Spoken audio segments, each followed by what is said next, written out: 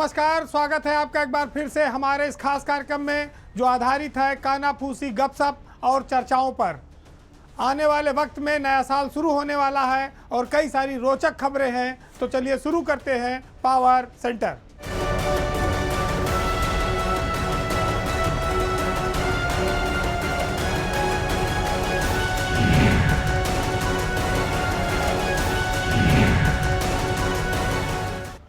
वैसे तो नव वर्ष के स्वागत में पूरी दुनिया तैयारी करती है, सबको इंतजार रहता है, लेकिन उत्तर प्रदेश की ब्यूरोक्रेसी में नए साल के कुछ खास मायने हैं।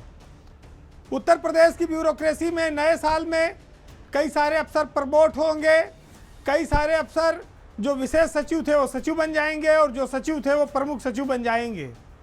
आज हम चर्चा इसी बात पर करेंगे कि यूपी में सन 2000 बैच के 8 आईएएस अफसरों की डीपीसी संपन्न हो गई है और ये अफसर अब आगे चलकर 1 जनवरी से प्रमुख सचिव के पद पर प्रमोट हो जाएंगे और वहीं पर ज्वाइन करेंगे। हालांकि इन 8 में से एक अफसर ऐसा है जिसका लिफाफा बंद हो गया है, यानी कि उसको प्रमोशन नहीं मिला है, वो सचिव ही रहेगा। कुल 7 लोगों को प्रमुख सचिव पद पर प्रमोशन दिया गया है। एक जिसका लिफाफा बंद हुआ है उनका नाम है के धनलक्ष्मी। वो इस समय राज्य मानवाधिकार आयोग में सचिव हैं और एक जांच के चलते उनका लिफाफा बंद रखा गया है, उनका प्रमोशन नहीं हो पाया है। वैसे यूपी में 2000 बैच में करीब 8 आईएएस अफसर हैं, लेकिन इनमें से एक अफसर दीपक अग्रवाल इस समय भारत सरकार में तैनात हैं और 7 अफसर ऐसे हैं जो इस समय उत्तर प्रदेश में हैं। उसमें से एक धनलक्ष्मी का नए साल में प्रमोशन नहीं होगा, उनका लिफाफा बंद हो गया है। तो कुल 6 लोगों को अभी फिलहाल प्रमुख सचिव के पद पर प्रमोशन मिल जाएगा 1 जनवरी से। ये जो 8 आईएएस अफसरों की डीपीसी हुई है उसमें रंजन कुमार जो इस समय स्वास्थ्य सचिव हैं वो प्रमुख सचिव बन जाएंगे। रणवीर प्रसाद वो भी प्रमुख सचिव बन जाएंगे। इसके अलावा आजमगढ़ में मंडल आयुक्त हैं मनीष चौहान, कानपुर में मंडल आयुक्त हैं अमित गुप्ता, इन लोगों के नाम भी प्रमुख सचिव बनने वालों में हैं। खाद्य आयुक्त पद पर हैं सौरभ बाबू और अनुराग यादव जो इस समय कृषि सचिव हैं वो भी प्रमुख सचिव बन जाएंगे। चीफ सेक्रेटरी मनोज कुमार सिंह की अध्यक्षता में ये बैठक हो चुकी है। तो नया साल कुछ अफसरों के लिए खुशी का माहौल लेकर आ रहा है, लेकिन कुछ के लिए कष्ट का कारण भी बनेगा। जिनका प्रमोशन हुआ वो खुश होंगे, जिनका प्रमोशन नहीं हो पाया है वो दुखी होंगे। कहते हैं कि लिफाफा बंद डिब्बा गोल।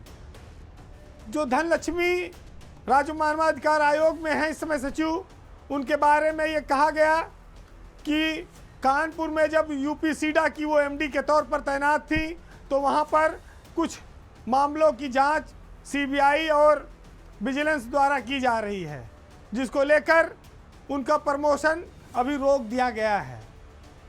तो उच्च स्तर पर प्रमोशन की ये प्रक्रिया उत्तर प्रदेश में करीब 70 से ज़्यादा आईएएस अफसरों को मिली है, लेकिन उसमें से धनलक्ष्मी इकलौती ऐसी अफसर हैं जो दुर्भाग्यशाली रही हैं कि जांच के चलते उनको प्रमोशन नहीं मिल पाया है।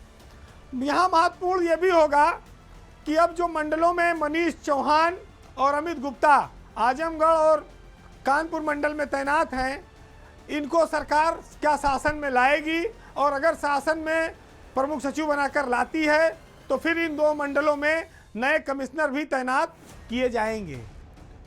तो ये मान के चलिए कि जो 5 डीएम प्रमोट होकर सचिव बन रहे हैं उसमें से कुछ लोग भी कमिश्नर बन सकते हैं। जैसे लखनऊ में है सूरपाल गंगवार, कानपुर में है राकेश सिंह, गाजियाबाद में है और मथुरा के डीएम हैं। ऐसे कई नाम हैं जो बड़े दावेदार हैं कि अगर मंडल खाली होगा तो वहाँ कमिश्नर बन जाएंगे। अब आपका ध्यान एक नई खबर की ओर आकर्षित करेंगे कि जो देश की सियासत में इन दिनों यूपी की धमक को दिखाता है, बढ़ाता है। मामला राज्यों के जो सर्वोच्च पद हैं, जिनको आप महामहिम कहते हैं, राज्यपाल कहते हैं, उनको सुशोभित करने से जुड़ा है। देश के जितने राज्य हैं और केंद्र शासित प्रदेश हैं, वहाँ पर इस समय यूपी के कई दिग्गज और बड़े नेता महामहिम बनकर विराजमान हैं। तो यूपी का यह सौभाग्य है कि देश के करीब 28 राज्यों में से 6 राज्य ऐसे हैं जहां यूपी के नेता राज्यपाल बनकर तैनात हैं। जब से बीजेपी की केंद्र में सरकार आई है 2014 से, मोदी की सरकार, उसमें लगातार उत्तर प्रदेश के नेताओं को तवज्जो मिली है, खासतौर से राज्यपाल बनाने के मामले में। और ये पहला मौका है कि जब एक साथ इतनी बड़ी संख्या में देश के कई राज्यों में उत्तर प्रदेश के नेता राज्यपाल हैं। लेकिन ये सौभाग्य की बात है कि जो लोग सियासत में माने जाते हैं कि अब वो रिटायर हो गए, अब उनको सक्रिय राजनीति से किनारे कर दिया गया है, उनकी सुधि बीजेपी सरकार लगातार उत्तर प्रदेश में तो खास तौर से ले रही है। ये बहुत बड़ा संवैधानिक पद है। इस पद के माध्यम से जो एडजस्टमेंट किया जाता है वो किसी भी नेता की गरिमा को बहुत ज़्यादा बढ़ाता है। राज्यपाल का पद गौरवशाली और प्रतिष्ठा का पद माना गया है। हाल ही में अभी केंद्र सरकार द्वारा कुछ नए राज्यपालों की तैनाती की गई। उसमें उत्तर प्रदेश से जनरल वीके सिंह मिजोरम के नए राज्यपाल बनाए गए हैं। तो ये गाजियाबाद के रहने वाले हैं, 2 बार सांसद रहे हैं, केंद्रीय मंत्री रहे हैं, पहले सेना में जनरल रहे और अब राज्यपाल बन गए। मनोज सिन्हा को आप लोग जानते हैं, वो उत्तर प्रदेश के ही हैं, गाजीपुर के, और जम्मू कश्मीर के राज्यपाल हैं। लक्ष्मण आचार्य जो पहले मणिपुर के गवर्नर थे, अब उनको आसाम का गवर्नर बनाया गया है। और इसी तरह से बरेली के रहने वाले संतोष गंगवार को झारखंड में राज्यपाल बनाया गया है। और गोरखपुर के शिव प्रताप शुक्ला हिमाचल प्रदेश के इस समय राज्यपाल हैं। वो गोरखपुर से आते हैं, उत्तर प्रदेश की सरकार में वो मंत्री भी रहे हैं और राज्यसभा के सांसद भी रहे हैं। बरेली चर्चित रहा है इलाका, किस लिए आप लोग जानते हैं। आपको यहाँ यह भी याद दिला दूं कि मोदी सरकार ने यूपी के दिग्गज नेता कल्याण सिंह, कलराज मिश्रा, फागू चौहान और कई सारे लोगों को राज्यपाल बनने का मौका दिया है। और अभी भी बहराइच के रहने वाले आरिफ मोहम्मद खान जो केरल के राज्यपाल थे, उनको बिहार का नया राज्यपाल फिर बनाया गया है। तो यूपी से इस समय जो बुजुर्ग नेता हैं उनकी लॉटरी कब लग जाए कोई भरोसा नहीं है, क्योंकि मोदी सरकार की निगाह उत्तर प्रदेश पर विशेष तौर पर है। लालजी टंडन भी आपको याद होगा, लखनऊ से कई बार सांसद रहे हैं और उत्तर प्रदेश की सरकार में मिनिस्टर रहे। मध्य प्रदेश का उनको राज्यपाल बनाया गया था, अब वो दिवंगत हो गए। लेकिन मोदी सरकार ने अपने पुराने नेताओं को सम्मान देने में अगर राज्यपाल के मामले में कहा जाए तो कोई कोताही नहीं की है। हालांकि हर व्यक्ति का भाग्य एक जैसा नहीं है, लेकिन ये ज़रूर है कि जब जब मौका आया उत्तर प्रदेश को, चाहे केंद्रीय मंत्रिमंडल में जगह मिलने की बात हो या राज्यों के सर्वोच्च पदों पर राज्यपाल बनाने की बात हो, यूपी को हमेशा प्राथमिकता मिली है। और अभी तो आने वाले वक्त में हो सकता है कुछ और लोगों को भी मौका मिले। अब बात फिर नए साल की आ गई। 2025 बस कुछ समय बाद शुरू होने वाला है। ये 2025 उत्तर प्रदेश की पुलिस में भी बहुत बड़े परिवर्तन लेकर आएगा। बहुत महत्वपूर्ण परिवर्तन होंगे, क्योंकि 8 बड़े आईपीएस अफसर जो डीजी स्तर में हैं, डीजीपी भी इसमें शामिल हैं, ये इसी 2025 में हमसे विदा हो जाएंगे। और उत्तर प्रदेश को नया डीजीपी भी इसी 2025 में आने वाले साल में मिलेगा। वर्तमान में उत्तर प्रदेश के जो डीजीपी हैं प्रशांत कुमार, उनका कार्यकाल मई 2025 तक है। उसके बाद यूपी को नया डीजीपी मिलना तय है और नए साल में लगभग 8 आईपीएस अफसर जो डीजी रैंक में हैं उनका रिटायरमेंट है। उनकी जगह नए लोग आएंगे, एडीजी से डीजी पद पर प्रमोट भी होंगे। सबसे पहले अगर आप देखेंगे तो जो जनवरी का महीना शुरू होगा कुछ दिनों बाद, उसमें 1990 बैच के अविनाश चंद्र का रिटायरमेंट है, जो इस समय डीजी फायर के पद पर तैनात हैं। उसके बाद मई महीने में डीजीपी और डीजी लेवल के एक साथ 3 आईपीएस अफसर रिटायर हो रहे हैं, जिसमें सबसे पहले 1989 बैच के हैं पीवी रामा शास्त्री। वो मई में रिटायर होंगे और इस समय वो डीजी जेल के पद पर तैनात हैं। इसी महीने में 1990 बैच के 2 आईपीएस अफसर रिटायर होंगे, संजय एम तरडे और वर्तमान डीजीपी प्रशांत कुमार। तरडे अभी टेलीकॉम विभाग में डीजी के पद पर हैं, प्रशांत कुमार के ही बैचमेट हैं और रामा शास्त्री उनसे सीनियर हैं, वो डीजी जेल हैं। ये लोग मई महीने में एक साथ ये तीनों लोग जाएंगे। फिर आएगा जून का महीना, जिसमें 2 लोगों का रिटायरमेंट है, तिलोत्तमा वर्मा का और आदित्य मिश्रा का। जुलाई में 1990 बैच के विजय कुमार मौर्य, जो इस समय डीजी होमगार्ड हैं, उनकी भी सेवाएं समाप्त हो जाएंगी। फिर नवंबर में 1991 बैच के अभय कुमार प्रसाद, उनका भी रिटायरमेंट है। तो ये जो 8 अफसर हैं, ये शीर्ष लेवल के अफसर हैं। कहा जाए तो सरकार की रीढ़ है। डीजीपी तो सबसे बड़ा अफसर है, यूपी पुलिस का मुखिया है। उसमें अगर जब परिवर्तन होगा तो बहुत सारी चीज़ें बदलेंगी, जिसके बाद कई विभागों में भी परिवर्तन होगा, जोन में होगा, कमिश्नरी में होगा, कई सारी चीज़ें जनवरी के बाद एक मूर्त रूप लेंगी। लेकिन जो सबसे महत्वपूर्ण पद है डीजीपी का, उसके लिए रेस आप कहिए तो जनवरी में ही शुरू हो जाएगी, क्योंकि मई 5 महीने का समय है। सरकार ने कुछ सोचा भी होगा, लेकिन अगर आप देखेंगे तो इस रैट रेस के इतर एक नाम ऐसा है जो लंबे समय तक उत्तर प्रदेश में डीजीपी पद पर अपना दावा ठोंकता रहेगा। उसमें नाम है राजीव कृष्णा का। राजीव कृष्णा इस समय उत्तर प्रदेश पुलिस भर्ती बोर्ड के मुखिया हैं, विजिलेंस के डायरेक्टर भी हैं। लेकिन सबसे महत्वपूर्ण बात यह है कि उनकी नौकरी 2029 तक है, यानी कि 4 साल से ज़्यादा उनकी नौकरी है। उनके बैच के 1991 का उनका जो बैच है, उनके नीचे के बैच के बहुत सारे लोग रिटायर हो जाएंगे। वो इकलौते अफसर बचेंगे जिनकी 4.5 साल के लगभग नौकरी रहेगी।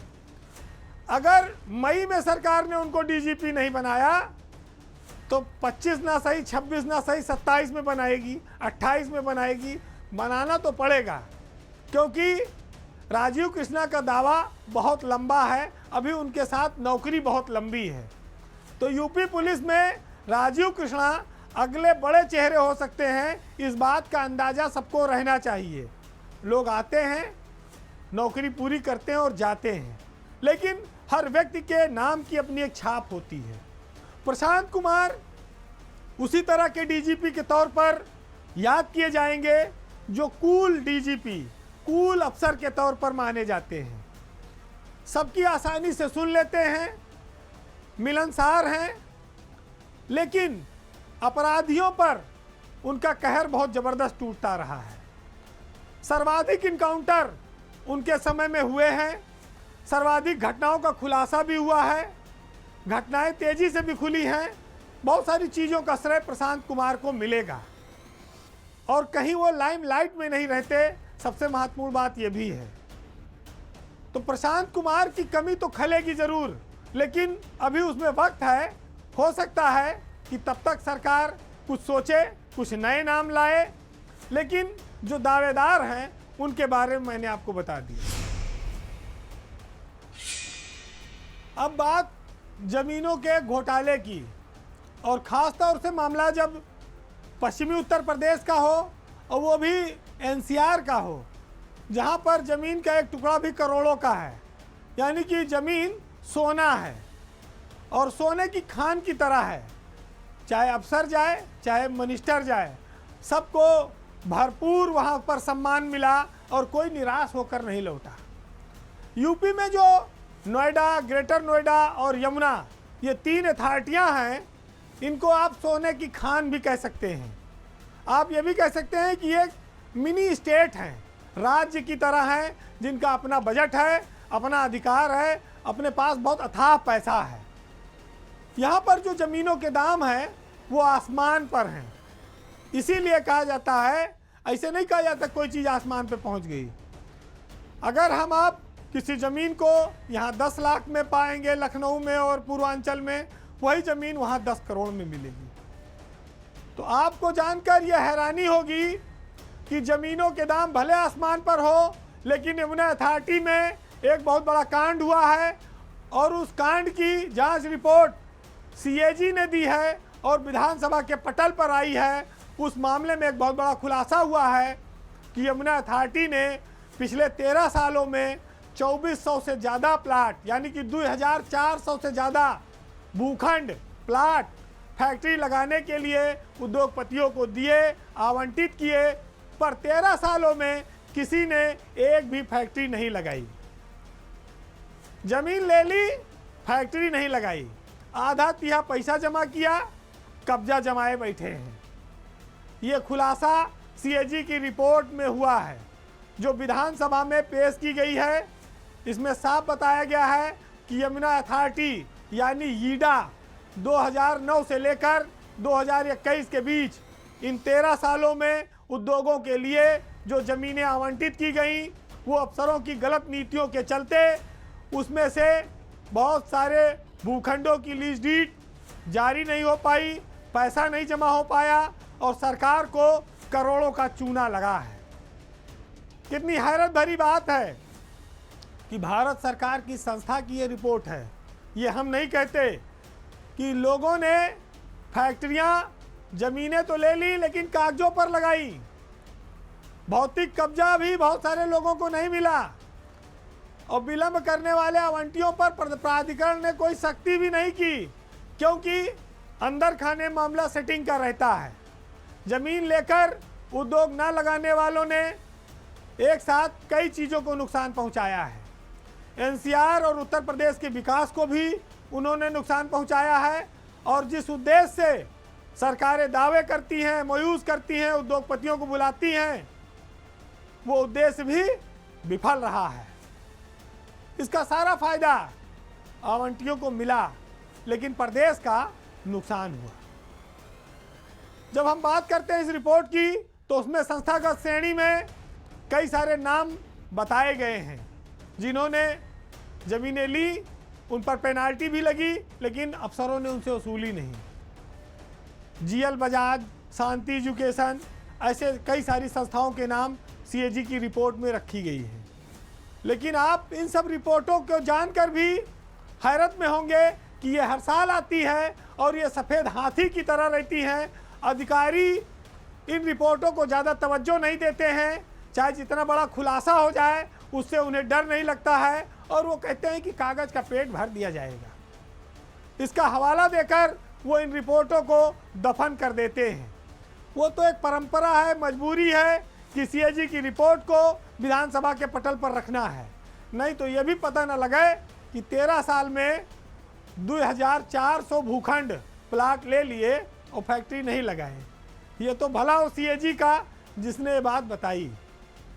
लेकिन सबसे बड़ी बात यह है कि इन 13 सालों में जो जिम्मेदार अफसर रहे, उनके खिलाफ सरकार ने किसी भी कार्रवाई का ऐलान नहीं किया। एनसीआर के जो तीनों बड़े प्राधिकरण हैं, उसके बारे में ये लोगों को पता है कि वहाँ पर जो अफसर तैनात रहते हैं इन प्राधिकरणों में, वो ऊपर सीधे तार जोड़े रहते हैं और बिना सरकार के शीर्ष अफसरों और मंत्रियों की इच्छा के एनसीआर में कोई खेल संभव नहीं है। वो सोने की खान जरूर है, लेकिन उस खान में रायशुमारी ऊपर से नीचे तक होती है, तब जाकर कहीं कुछ निकलता है। पिछले दिनों एक प्रकरण हाई कोर्ट ने आपके सामने रखा था, जिसमें प्रमुख सचिव औद्योगिक विकास अनिल सागर को सरकार को हटाना पड़ा। करोड़ों अरबों के खेल चुटकियों में होते हैं।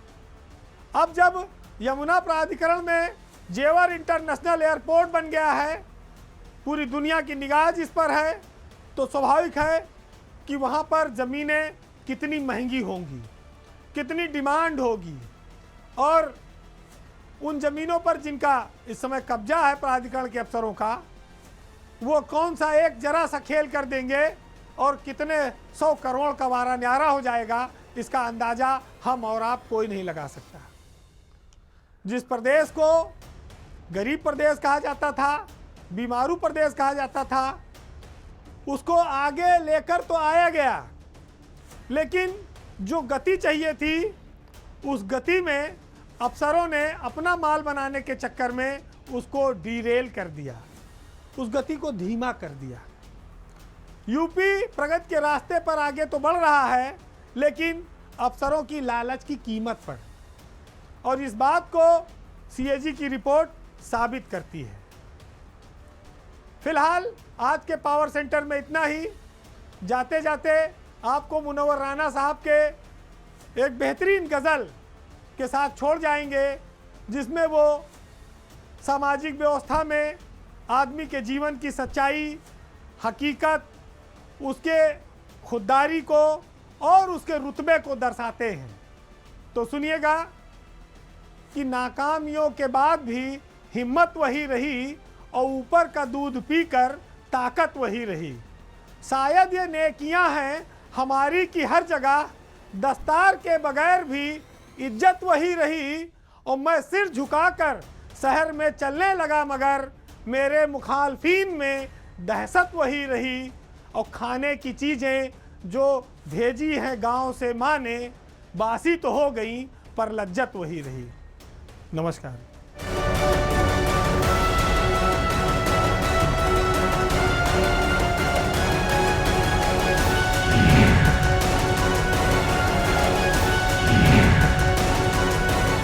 गोल्ड